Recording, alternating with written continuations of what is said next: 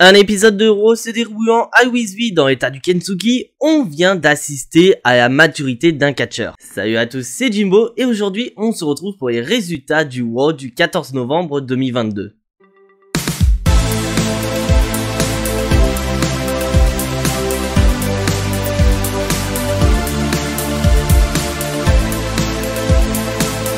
Allez, pas le temps de s'échauffer, on commence directement cet épisode de Raw avec l'arrivée de notre champion des États-Unis Seth Rollins, Seth Rollins qui n'est pas encore en tenue, car ce dernier, dans le main event de cet épisode de Raw, va défendre son titre de champion des États-Unis face à Finn Balor. Mais avant, Seth Rollins a quand même quelque chose à nous dire, nos chers amis catch addicts.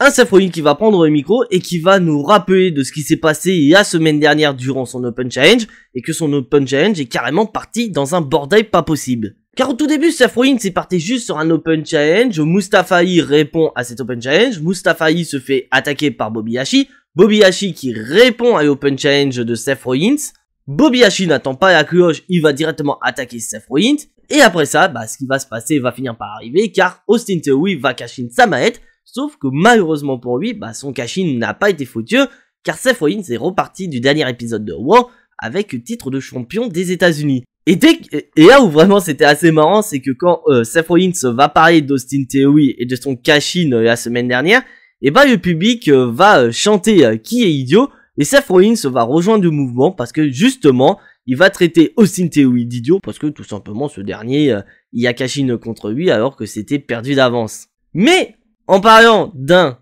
qui a répondu à l'Open Challenge de Seth Rollins, Bobby Lashley est présent et vient confronter le champion des États-Unis en disant très clairement que ce dernier, tant qu'il est champion des États-Unis, Bobby Lashley ne lâchera pas parce qu'il veut récupérer le titre de champion des États-Unis que lui a pris Seth Rollins. Et là franchement, où j'ai bien aimé, c'est que Seth Rollins va toujours continuer ses tacs durant cet épisode de Raw, car il va tacler Bobby Lashley en disant très clairement que ce dernier n'a peut-être pas digéré la défaite qu'a subi Bobby Lashley des mains de Brock Lesnar lors de Crown Jewel. Ouh, la pauvre Bobby Lashley, il a pris cher dans la gueule. Mais vous allez voir, c'est très loin d'être terminé, car nous avons celui qui avait répondu de base à l'Open Challenge de Seth Rollins, Mustafa Ali, qui va arriver, et lui, il est accompagné d'un arbitre, et on sait tous très bien ce qui va se passer. Mustafa Ali veut en découdre avec Bobby Lashley, car ce dernier lui a volé son match de championnat contre Seth Rollins. Un Mustafa Ali qui va donc s'en prendre à Bobby Lashley, et on va remarquer que Seth Rollins est assez fourbe parce qu'il va en profiter pour se barrer littéralement, et peut-être pourquoi pas se préparer pour le main event contre Finn Balor. Et suite à cette attaque qu'a subi Bobby Lashley, mais en soi une attaque qui n'a pas trop eu d'importance parce que Bobby Lashley est toujours debout, ce dernier va inviter Mustafa Ali à un combat.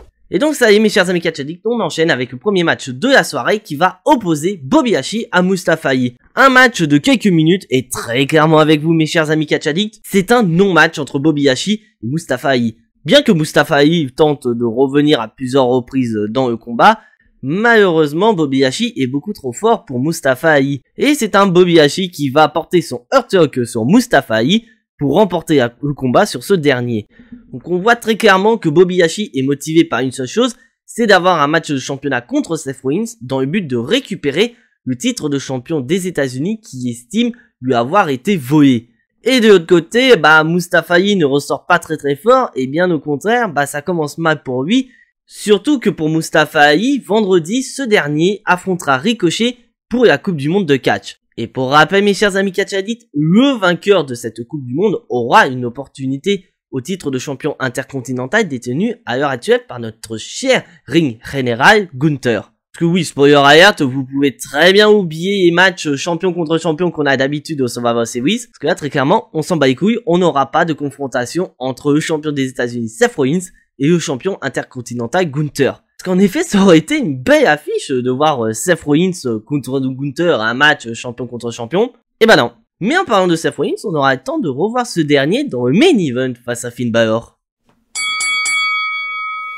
On enchaîne aussitôt dans la division féminine avec notre revenante Mia Yim qui va affronter Tamina. Oui, parce que comme le titre 24/7 n'existe plus, il faudrait peut-être penser à repackager tous les catcheurs et les catcheuses qui faisaient partie du titre 24/7. Donc là, voilà, on a Tamina dans le ring.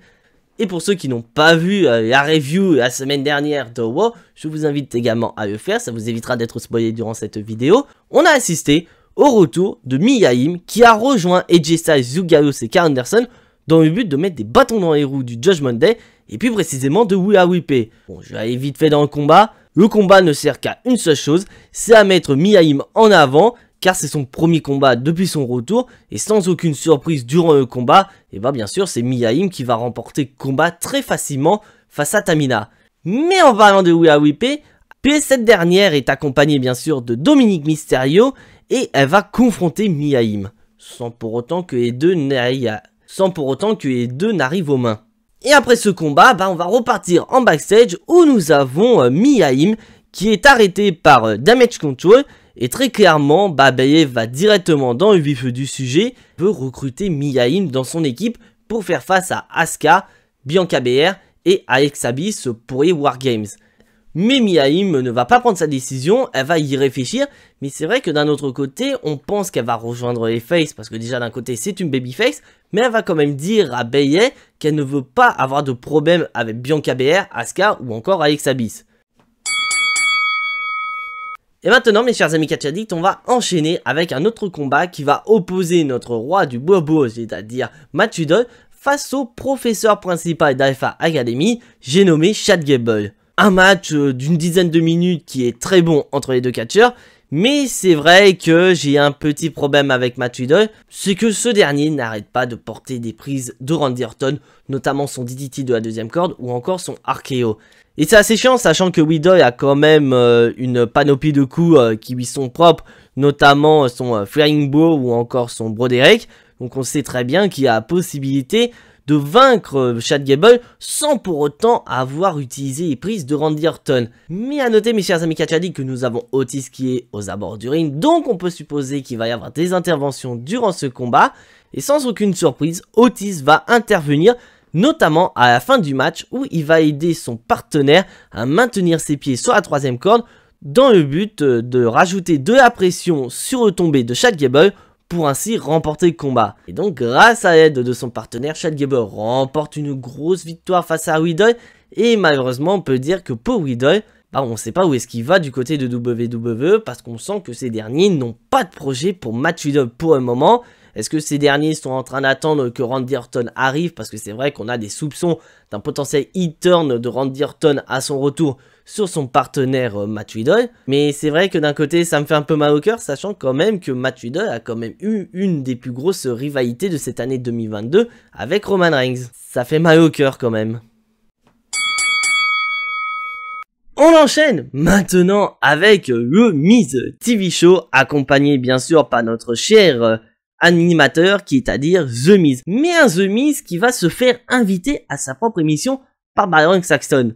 Et là on voit très clairement que Miz est présenté en tant que père de famille et non en tant que présentateur car il n'a pas vraiment ses tenues habituelles. Et là le Miz va directement affirmer que tout ce que disait Johnny Gargano envers Dexter Lumis est la vérité. Le Miz a effectivement payé Dexter Lumis dans le but de l'attaquer. Et qu'au fur et à mesure, le Miz a arrêté de payer Dexter Lumis et Dexter Lumis voulait qu'une seule chose, c'était de se venger de The Miz. Et le Miz va donc se justifier envers les fans et vraiment dans le but d'avoir les fans totalement derrière lui. Mais ça va pas plaire à un certain Johnny Gargano qui lui va intervenir et va mettre les bouchées doubles et il va annoncer la couleur à The Miz. Johnny Gargano va annoncer que dans 2 semaines à Raw, le Miz affrontera Dexter Lumis et que si Dexter Lumis venait à bout de The Miz, ce dernier devra non seulement payer Dexter Lumis, mais Dexter Lumis obtiendra également un contrat à la WWE. Et suite à cette annonce de Johnny Gargano, le Miz va s'énerver et va promettre que il va battre Dexter Lumis et que ce dernier n'aura pas de contrat. Et là vraiment où j'ai bien aimé, c'est que Johnny Gargano va répliquer aussitôt en disant puisque tu le dis, pourquoi tu vas pas le dire toi-même? Et là où c'était marrant parce que c'est vrai que Dexter Lumis est souvent dans les plans derrière le Miz où il est souvent caché, donc on se demande toujours à chaque fois comment Dexter Lumis va apparaître. Et sur ce coup-là, Dexter Lumis va apparaître derrière le Miz car il est tout simplement le caméraman de ce segment. Et bien sûr, le Miz va remarquer que c'est Dexter Lumis et il va prendre ses jambes à son cou et il va littéralement se barrer. Donc c'est officiel mes chers amis Catch Addict, on aura Dexter Lumis contre le Miz dans 2 semaines à Raw Et si Dexter Lumis bat Lumis, Lumis devra payer ce qu'il doit à Dexter Lumis et Dexter Lumis obtiendra un contrat à la WWE. Et là, c'est vraiment en soi une rivalité que j'aime bien, car c'est vrai que j'avais un petit peu peur que Johnny Gargano soit totalement perdu dans le main roster, mais que là, il est intégré à la rivalité opposant Lumis et Dexter Lumis en étant plus ou moins l'annonceur de la vérité. Et de l'autre côté, Lumis, c'est Lumis, c'est un heel par excellence. Et surtout, avec cette rivalité autour de Dexter Lumis, c'est vrai que c'est très intéressant. Donc, rendez-vous dans 2 semaines, mes chers amis Catch Addicts, pour voir comment Lumis va être subtil pour venir à bout de Dexter Lumis.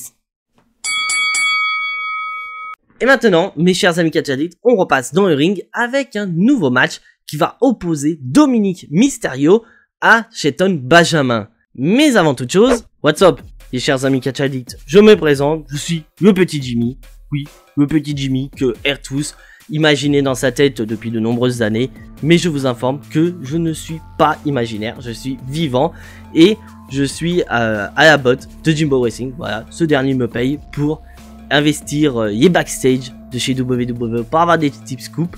Et là, je vous en annonce une, c'est pourquoi nous avons cette rivalité entre Shelton Benjamin et Dominic Mysterio. Parce que tout simplement, on avait Shelton Benjamin qui était interviewé en backstage et on lui demandait sa réaction par rapport au cash-in loupé d'Austin Theory. Mais là d'un coup on a eu Dominic Mysterio, bien sûr accompagné de Damien Twist, qui s'est littéralement foutu de sa gueule car il a comparé au fait que lui il était au plus bas de sa carrière alors que son père ou encore le regretté Eddie Guerrero était au sommet. Mais ça n'a pas plu à Shelton Benjamin qui a promis à Dominic Mysterio de lui taper dessus et de lui donner une bonne leçon digne d'un gamin. Donc voilà pourquoi nous avons ce combat entre Shelton Benjamin et Dominic Mysterio. Je rends l'antenne. Oh putain, c'était quoi ça? Bon, enfin bref, on va revenir sur le combat entre Shelton Benjamin et Dominic Mysterio.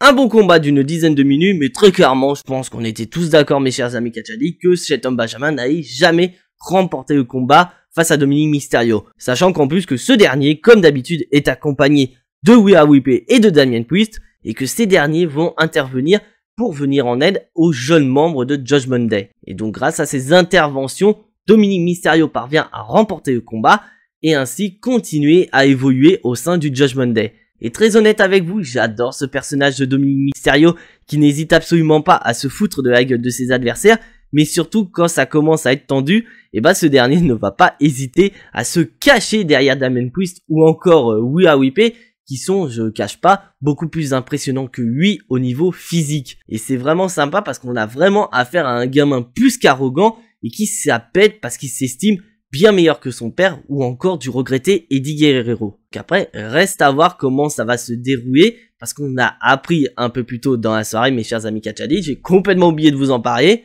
On aura un match qui va opposer Finn Balor à AJ Styles, car AJ Styles a lancé un défi face à Finn Balor. Donc le défi est accepté, nous aurons ce match entre AJ Styles et Finn Balor au Survivor Series, et bien sûr je pense qu'on aura des interventions de la part de Z aussi ou encore du Judgment Day. Mais pour savoir qui sera le gagnant de ce combat, je vous donne rendez-vous la semaine prochaine pour le Jimbo Gnostic des Survivor Series. Et maintenant, on enchaîne avec un nouveau combat qui va opposer la moitié des championnes tag team Io Sky face à l'ancienne championne 24/7 Dana Brooke. Une Dana Brooke qui est plus énervée parce que la semaine dernière, elle a perdu son titre 24/7 face à Nikki Cross, mais que surtout, Nikki Cross a balancé le titre 24/7 à la poubelle, ce qui fait que techniquement, le titre 24/7 n'existe absolument plus à la WWE. Je sens qu'il y en a un qui va pas apprécier, c'est R-Tous qui détient quand même le record de règne avec ce titre 24/7. Imaginez, le mec avec le titre 24/7, il a plus de règne que John Cena, Ric Flair, Triple H, voire même Randy Orton réunis avec les titres de champion du monde. Mais bon, heureusement qu'on ne considère pas le titre 24/7 comme un titre de champion du monde. Enfin bref, je m'égare, on va passer au match. Et c'est sans aucune surprise que Io Sky va remporter le combat sur Dana Brooke. Mais ça va être après match qui va être très intéressant, car nous avons Mia Yim qui arrive et qui va donner sa décision à Damage Control. Donc est-ce qu'elle va rejoindre Damage Control pour venir à bout de l'équipe de Bianca Belair, ou soit ça va être inverse, elle va rejoindre l'équipe de Bianca Belair pour venir à bout de Damage Control. Et bah c'est sans aucune surprise que Mia Yim choisit le clan des Babyface. Elle se joint aux côtés de la championne Bianca Belair, Asuka et bien sûr Alexa Bliss pour les Wargames. Donc ce qui fait qu'à l'heure actuelle, nous avons 4 participantes de chaque côté. On va avoir les 5e participants durant cet épisode de War. Et maintenant, mes chers amis catchadites, on va passer sur un excellent combat qui va opposer Dolph Ziggler à Austin Theory. What's up, c'est encore moi, le petit Jimmy. Je reviens sur mon investigation et sur du pourquoi du comment on a ce match entre Austin Theory et Dolph Ziggler. Tout simplement parce qu'un peu plus tôt, on avait Austin Theory qui était interviewé et qui était en train d'expliquer pourquoi ce dernier a décidé d'encaisser sa maillette sur Seth Rollins.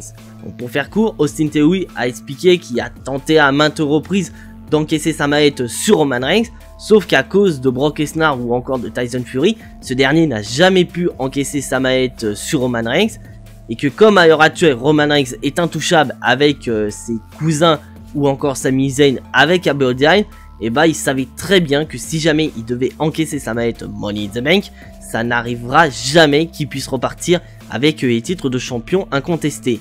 Donc ça explique pourquoi il est allé au plan B, il est allé encaisser Seth Rollins, qui pour lui était un adversaire beaucoup plus facile à atteindre que Roman Reigns. Sauf que malheureusement pour lui, il s'est littéralement loupé parce qu'il est reparti de Raw la semaine dernière avec juste ses yeux pourpurés. Et c'est là où nous avons Dolph Ziggler qui va intervenir et confronter le plus jeune Mr. Money in the Bank de l'histoire. Parce qu'au tout début, Austin Theory avait caractérisé son cash-in s'il avait abouti comme étant le plus grand cash-in de l'histoire, mais ça n'a pas pu être Dolph Ziggler car pour beaucoup d'entre vous, le cash-in que Dolph Ziggler a fait au lendemain de WrestleMania 29 est le plus grand cash-in de l'histoire de la WWE. Pour être honnête, ça se bat avec le cash-in de Seth Rollins, mais bon, je vais pas vous parler de ça. Notre cher ami Jimbo Wrestling a quand même fait une vidéo sur les top 5 des meilleurs cash-in de l'histoire, donc si vous voulez avoir plus d'explications, vous allez voir sa vidéo. Mais sur ce, Dolph Ziggler intervient et va littéralement critiquer Austin Theory en lui disant que depuis le début il devait être sérieux, sauf qu'il n'a pas pris ses conseils en compte et au final maintenant bah il n'a plus rien, il n'a plus la maillette, il n'a plus d'opportunité de devenir champion du monde, mis à part ses yeux pourpurés. Ce qui a énervé bien sûr Austin Theory et il a invité Dolph Ziggler à un match lors de cet épisode de War. J'en ai fini de mon côté. Oh putain, faudrait peut-être qu'il arrête d'intervenir parce que ça commence à devenir saoulant. Enfin bref, on va retourner au combat opposant Austin Theory à Dolph Ziggler. Un excellent combat entre les deux catcheurs. Franchement, j'adore voir Austin Theory et Dolph Ziggler dans le ring. Parce qu'on a beau critiquer Dolph Ziggler, mais je suis désolé, il reste quand même un excellent catcheur. Et de l'autre côté, bah Austin Theory est en train de se construire petit à petit.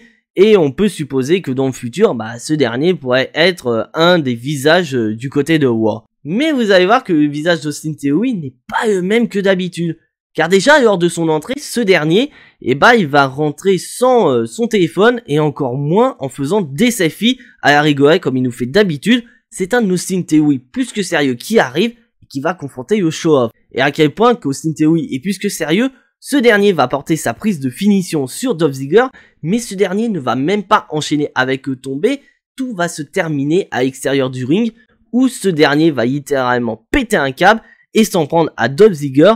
Ainsi, le match va se terminer avec un no contest. Et là vraiment où j'ai vraiment aimé ce segment, c'est qu'on a vraiment la naissance d'un Austin Theory plus que sérieux, en supposant que on voit que durant ce combat, on a la naissance d'un tout nouveau Austin Theory qui a laissé tomber son côté gamin, côté arrogant, le petit protégé de Vince McMahon, par un nouveau Austin Theory plus que sérieux qui est prêt à péter la gueule de n'importe qui si jamais ces derniers venaient à lui manquer de respect. Qu'est-ce que ça peut aboutir à quelque chose pour Austin Theory? On verra ça par la suite.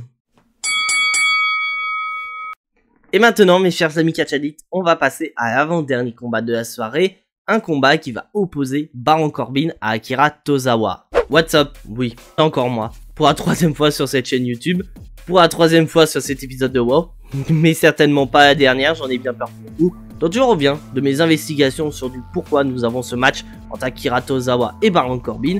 C'est parce que tout simplement Baron Corbin et JBL étaient en train de s'amuser à dépouiller tout le monde au poker. Et là d'un coup Akira Tozawa s'est présenté aux deux. Il voulait vraiment jouer au poker Et d'un coup, Akira Tozawa est venu défier les deux, sachant qu'il n'a jamais joué au poker de toute sa vie, ce qui fait que Baron Corbin et JBL se sont littéralement foutus de sa gueule, notamment parce que ils pourront le dépouiller sans aucun problème. Sauf que pour eux, Akira Tozawa est accompagné par la chance du débutant, car c'est lui qui va dépouiller Baron Corbin et JBL à leur grand regret. Donc ce qui fait que nous avons ce combat entre les deux, car JBL et Baron Corbin n'ont pas apprécié de s'être fait dépouiller par quelqu'un qui connaît même pas les règles du poker, alors que ces derniers connaissent toutes les ficelles de ce jeu. Bon, je vais laisser la place à mon partenaire, mais sur ce, bonne fin de review. Bon, il va peut-être se calmer un petit peu le petit gars, parce que je vais être obligé de faire une vidéo à chaque fois qu'il intervient. Mais sur ce, on repart sur le combat entre Akira Tozawa et Baron Corbin. Un match qui, sans aucune surprise, va se terminer par la victoire de Baron Corbin avec son End of Days. Une nouvelle victoire à mettre au compteur de Baron Corbin. Mais c'est vrai que pour moi, si on devait mettre un peu plus Baron Corbin en avant, il faudrait quand même que ce dernier puisse affronter des catcheurs un peu plus garnis en termes de star power, parce que là c'est sûr qu'Akira Tozawa, qui a quand même été dans la division 24/7, encore un autre catcheur provenant du roster 24/7, que putain, avec Tamina, Dana Brooke et Akira Tozawa, ils n'ont plus qu'R2 et c'est bon, on aurait été peinard. Sauf que malheureusement R2 s'est baissé, donc il n'a pas pu venir durant cet épisode de WoW. Peut-être si ça se trouve ce mec il aurait pu venir si jamais il était opérationnel. Mais bon, pour revenir à Baron Corbin, il faut espérer que ce dernier puisse avoir des adversaires un peu plus coriaces pour pouvoir le construire très très fort dans le futur, pour pourquoi pas mettre des bâtons dans les roues du côté du champion des États-Unis, Seth Rollins. Et en parlant du champion des États-Unis, Seth Rollins, il est temps du main event, le match de championnat opposant le champion des États-Unis, Seth Rollins, à Finn Balor. Un match qui a respiré la nostalgie pour moi, parce que très clairement, j'ai eu l'impression de me retrouver en 2016, où les deux catcheurs se sont croisés, notamment pour devenir le tout premier champion universel de l'histoire de la WWE. Bon, après, pour ceux qui avaient suivi à cette époque, Finn Balor avait battu Seth Rollins pour devenir le nouveau champion universel, et surtout le premier de l'histoire, mais malheureusement, sauf que Seth Rollins blessa Finn Balor, et ce dernier a été obligé de rendre le titre le lendemain de SummerSlam. Donc une petite parfum de vengeance entre Finn Balor et Seth Rollins. Et très clairement, c'est un excellent match entre les deux, je ne m'en lasse pas. Mais à noter une chose, mes chers amis catch addicts, c'est que nous n'avons pas le Judgment Day qui est aux abords du ring pour accompagner Finn Balor. Mais vous en faites pas, mes chers amis catch addicts, car on va y revoir très rapidement. Car à la fin du combat, nous avons Judgment Day qui vont intervenir dans le but d'aider Finn Balor à battre le champion des États-Unis, Seth Rollins. Sauf que malheureusement pour le Judgment Day, il y en a d'autres qui vont venir et en mettre des bâtons dans les roues. Car on a ZOC qui vont intervenir et on va remarquer que sur ce coup-là, ZOC n'ont aucun problème car Mia Yim est présente et va s'occuper de Rhea Ripley. Mais si vous avez bien remarqué, mes chers amis Tchatchadine, nous avons Luke Gallows, Karl Anderson et Mia Yim qui sont aux abords du ring pour représenter ZOC. Il en manque un, il manquait AJ Styles. Et c'est lors de la séquence finale qu'AJ Styles va arriver pour empêcher Finn Balor de porter son coup de grâce. Une intervention qui va profiter à Seth Rollins car ce dernier va porter son stomp pour le compte de 3. Donc grâce à cette intervention d'AJ Styles, Finn Balor, donc à cause de cette intervention d'AJ Styles, Finn Balor ne repart pas de cet épisode de WoW avec le titre de champion des États-Unis, mais c'est Seth Rollins qui a pu profiter de cette intervention et d'être toujours notre champion des États-Unis. Mais la soirée est très loin d'être terminée pour Seth Rollins, car ce dernier va se faire attaquer dans le dos par Austin Theory, et le show va se terminer avec Austin Theory qui brandit le titre de champion des États-Unis. Un main event de WoW que je trouve très bon, malgré le fait qu'il y ait des interventions, mais ça, il fallait s'y attendre. Mais ces interventions sont quand même arrivées très tard dans le match. Mais surtout, ce qui est plus intéressant, c'est le comportement d'Austin Theory qui a littéralement changé. Car là, on est passé d'un Austin Theory qui prenait des selfies avec tout le monde, qui avait ce comportement de gamin arrogant, à un Austin Theory plus que sérieux et qui est prêt à démolir tout le monde pour atteindre ses objectifs. Franchement, avec ce qui s'est passé lors du main event, on peut supposer qu'Austin Theory va faire partie de la course pour le titre de champion des États-Unis. Peut-être un match pour les Survivor Series, qui sait?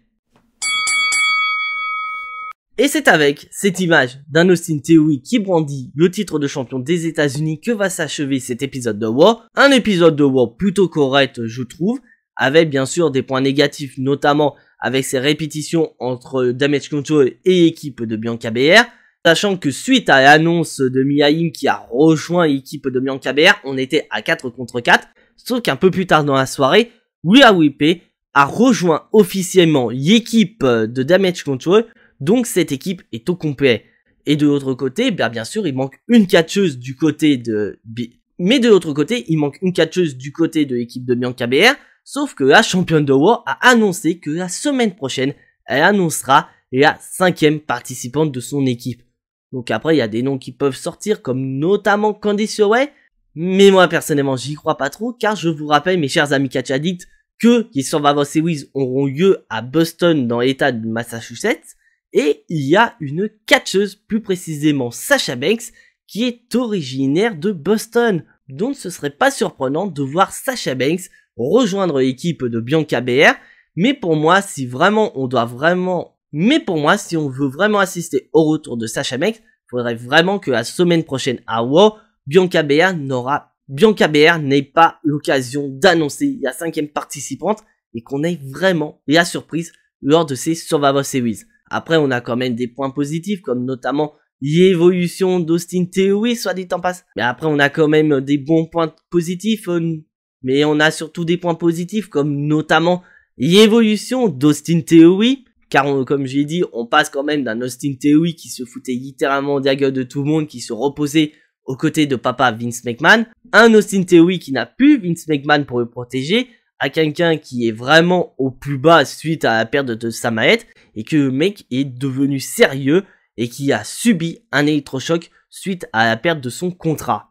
Un Austin Theory qui a attaqué Seth Rollins, et on peut supposer qu'avec Bobby Lashley qui veut récupérer son titre de champion des États-Unis, on pourrait se diriger sur un triple menace opposant Seth Rollins, le champion, à Austin Theory et face à Bobby Lashley. Et pour moi, ce serait top de voir ce triple menace entre les 3 catcheurs.